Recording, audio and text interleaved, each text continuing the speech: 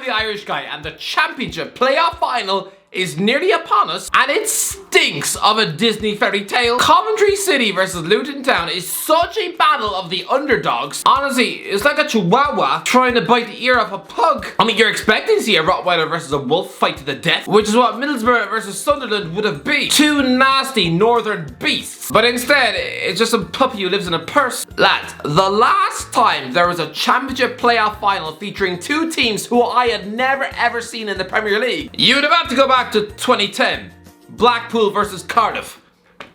That was the last time. I need Luton Town to be in the Premier League next season. This is something I have to see in my life. Lads, this club would be the most frighteningly tiny football team in Premier League history. In a world where football is becoming more elitist, with the richest owners wanting to break away into Super League football, imagine if little tiny Luton wind up in the top league. Suddenly you'd have pompous billionaires having to set foot in a ground that's only marginally bigger than a family caravan. I mean, does anyone think that Avram Glazer or Sheikh Mansour will be seen dead munching on a yogurt sitting in Luton's ground? Or even the plastic seats are probably flimsier than a 60-year-old toilet seat. Lads, to get into Luton Stadium, you have to walk through somebody's house. Imagine living in that house. Yeah, I mean, try and let your cat out to piss, and if it's on a Saturday afternoon, it'd be like a scene from The Lion King, except instead of a stampede of antelope, it's just a bunch of drunken football fans who smell of Guinness and sausage rolls. Can you imagine the cast of AFTV marching through this bloke's garden in November this year? Imagine trying to sit down and watch Ugly Betty whilst Robbie's outside your bedroom window tucking into a pie. On your way into the ground to take your seat, you literally have to walk past a trampoline, and somebody's washing is on the line. I mean, whenever Millwall come to town, they probably steal that old woman's socks. Lads, Luton Stadium is so small that last year in the FA Cup, Mason Mount literally kicked the ball out of the ground. Imagine the delightfully tiny stadium in the Premier League. It's a bit like trying to see a homeless man wearing a suit and taking Jennifer Lopez on a date. I mean, despite having 7 teeth, a missing toe, and a stomach that stinks of rotting flesh, Luton Town's record signing is Carlton Morris. Yeah, he's a striker they signed from Barnsley for £1.7 million. They have only ever paid more than £1 million for a footballer 3 times in their entire history. Imagine that club in the Premier League being given £100 million and an entire transfer window. It would like bringing Oliver Twist to Harrods toy shop. There'd be so much sensory overload, he'd probably have a fit on the floor by the Pokemon toys. Luton Town actually being able to flex their purse strings. Again, it'd be like letting a homeless bloke borrow Kendall Jenner's credit card. They have never received more than £5 million for any footballer. The most expensive sale was James Justin to Leicester. Their second most expensive departure was when they sold Curtis Davies to West Brom 18 years ago. 3 million quid that was. Doesn't that tell you everything you need to know? How are they in this position? My earliest memories of Luton Town were when they were a newly promoted club from League One into their first season in the Championship, and lads, they were 3rd at Halloween. Yeah, around the same time, Hearts were top of the Scottish Premiership after an 11-game unbeaten start. It felt like the sport of football had been infected by some weird curse where all the minnows turned into Hercules. But Luton didn't get promoted. They soon got bumped back down to League One and then League Two, and lads, in 2010, Luton Town were playing conference football. No team in Premier League history has ever played in that league. How bad do you have to be to finish bottom of League Two? I mean, Darlington more than doubled their points. Oh, and by the way, very quickly, don't forget to subscribe, but also... Oh my god, Wednesday! No, don't worry. I don't have an obsession with the Addams family. No, right now, I am in awe of Darren Moore. Sheffield Wednesday were trading 4-0 to Peterborough in the League One playoff semi-final. They were dead and buried after the first leg, only to then win 5-1 at home and win on penalties. Oh, Peterborough. Considering their boss is Fergie's son, how embarrassed do you think this bloke is gonna be when he has to look Alex in the face over the next family lunch? What a comeback! But back to Luton. Luton spent 5 years of their life in the conference, from 2009 to 2014. These are just some of the teams that Luton were losing to in that division. Stevenage Borough, Rushden and Diamonds. Pretty sure their stadium is now in an abandoned bus stop. Kettering Town, Ebbsfleet United, Crawley Town, Wimbledon, Cambridge, Fleetwood, Barrow, Braintree Town, Telford United, Offerton Town, Grimsby, Hereford United, Dartford. What on earth is a Dartford? Newport County, Woking, Mansfield, Hyde FC, Kidderminster, Southport, Halifax, Welling United. They travelled to Gateshead and let in 5. Yeah, you know how many people were there to see that match? 382. That was the attendance. You'd find more people in Tesco on a Saturday afternoon. 5 years ago, less than 900 people turned up to a Luton home game against Wimbledon. 875 blokes. That's less than the assembly of a school. Their top scorer in 2011 was Matthew Barnes-Homer. You know, the big name centre forward formerly of Bromsgrove Rovers, Tibbydale, Willenhall Town, Whitehawk, Wilmington Hammerhead, Brackley Town, Halloween Town, Stourbridge, and Syracuse Salty Dogs. Weirdly, he was also signed by Graham Potter for Ostersunds. But I would imagine that he subsidised his playing career by, doing the night shift at McDonald's. Luton Town in the Premier League would be absolute magic. For the last 10 years, this club's claim to fame is just being the team who used to employ one of the Little Nick's boyfriends. That was their only point of relevancy. They made Andre Gray famous. That was it. If it wasn't for them, he'd instead be going out with his mum. Lads, Luton is nothing but an airport and a bunch of cigarette butts. Go back to 2008 and tell someone that Manchester City, who that year were losing 8-1 to Middlesbrough, tell them that they would go on to win the goddamn treble the same year that Luton Town, who at the time were about to drop out of the Football League, they would be promoted to the Premier League the same year City win the lot. Just no! I mean, Man City finished 9th that season. Just no! It'd be like me predicting that in 15 years' time, Rochdale will be in the Premier League whilst Brentford win the treble. Lads, for Luton fans, imagine them seeing their team being shown a match of the day. It would probably be like True Geordie when he sees himself in the Conor McGregor documentary on Netflix. Yeah, I'm pretty sure he won't sleep for a week. To hear the likes of Gary Lineker even mention Luton's name, to see millionaire pundits trying to analyse their tactics, for those poor old lifelong Luton fans, it'll probably be so surreal. As if Nelson Mandela turned up at their house for tea. I want to see big clubs in the Premier League, yes, but I also want to see tiny clubs. What I didn't want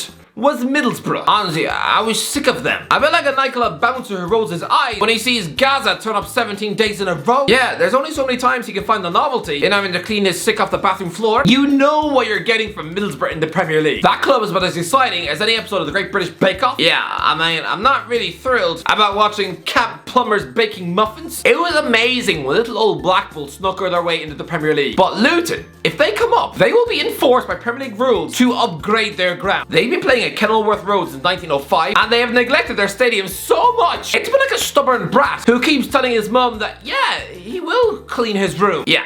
He's been saying that since he was 10. He's now 21, and there's so many dead rats and dirty socks that even the creatures of Monsters Inc. would be too scared to enter his room. If a 10,000-seater stadium is in the Premier League, it just reminds me of that film 300. 10,000 people is nothing. They are building a new ground, the Power Court, but it's not ready yet. Luton were actually the first club in Southern England to go professional, forming in 1885 after Luton Wanderers chairman Herbert Spratley fused them together with Luton Excelsior. Luton Excelsior? Sounds like a type of Harry Potter 1. So there is history there, just not great history. Creswell, one of their greatest ever managers is Joe Kinnear, somebody with a footballing IQ of melted pancakes. Their history is weird. In 1985, the club banned spectators from outside of Luton. Yeah, I can't imagine they'd have had too many fans from outside the area anyway. Do you really reckon people are flying in from Shanghai and Melbourne to watch Luton Town play on a mouldy pitch in drizzling rain with the club's stars on their back, coughing up his teeth by the corner flag? But to be fair, this ban actually led to protests. The club were chucked out of the League Cup for 4 years and had to reverse their policy in 1990. Yeah, I would imagine there were then probably street parties in Donegal and Malaga. Finally, these foreign Luton fans were able to get their fix. Guys, look, can you imagine that ban was still upheld nowadays? Yeah, poor old Fogden might have been able to survive in Qatar, but I mean, get out a vlog camera in Luton and he'd probably have left the ground with a pair of scissors in his eye. Lads, Luton in the Premier League would be magic. Rob Edwards began the season by getting sacked by Watford, probably for doing something like accidentally having a nosebleed on one of the puzzle's shoes. Honestly, trying to survive as a coach in that regime, you have more chance of trying to last as a background character in one of the Godfather films. This former Forest Green Rovers boss, someone who was literally spending the first half of 2021 managing England under-16s, children who were yet to kiss a girl. Imagine if he goes from blowing his big chance at Watford and in the same season still gets promoted to the Premier League. It would be incredible. It would be like how Ian Holloway was sacked by Leicester City after relegation to League One. That was embarrassing.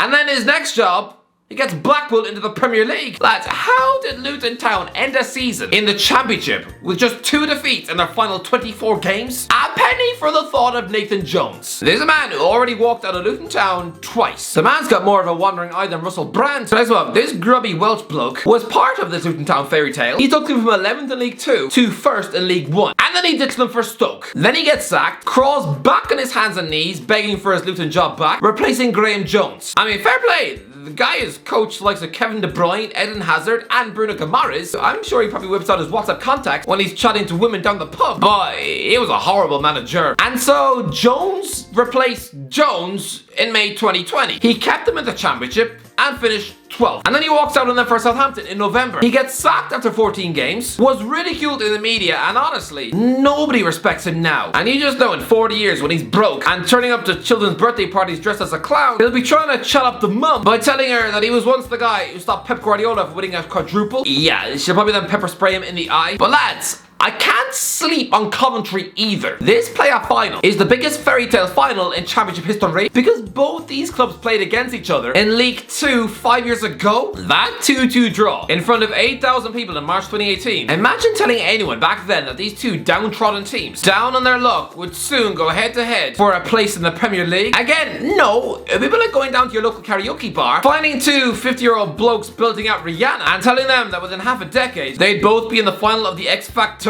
Just what? Lads, just 2 weeks after that match, Coventry were conceding 6 at home to Yeovil Town. Lads, this whole Coventry thing has sort of blown me away as well, because it was only at Christmas that Mike Ashley was serving this club with an eviction notice. The only reason this team have been allowed to play their games in their own stadium is because this pizza fanatic has decided to just let them. I mean, the guy spent about 15 years having angry Newcastle fans screaming at his shops, so he could have probably done without enraged Coventry fans choosing to march into Sports Direct, only to protest by doing a poo on the floor. But their manager, Mark Robbins, is a genius. He is the next Eddie Howe. Surely, because if he takes Coventry from League 2 into the Premier League, then that is mental. I always thought that Robbins' legacy was just going to be always known as the answer to that quiz question down the pub. Who scored that goal for Man United in the FA Cup, which kept Fergie in a job? I thought that was his legacy. In the same way I thought that Alf Inch Haaland would only ever be known for Roy Keane having turned his knee into soggy sausage. But no, now he's seen as the father of the greatest striker in the world. Robbins was actually appointed boss of Coventry in September 2012, before ditching them for Huddersfield 6 months later. Those Sky Blue supporters probably thought he had the loyalty of Peter Pettigrew, but he then returned in March 2017 when they were at their lowest ebb. And when he was at his lowest ebb, because he'd just been sacked after just 8 games at Scunthorpe. But what's happened since?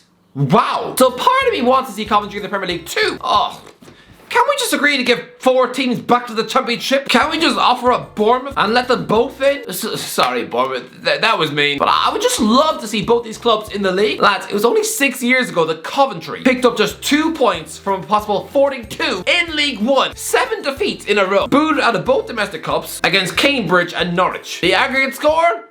10-1. 10 years ago, Coventry fans were leaving their home stadium having seen Tranmere score 5. This club have paid their dues. They really have. And I wouldn't be angry to see them promoted.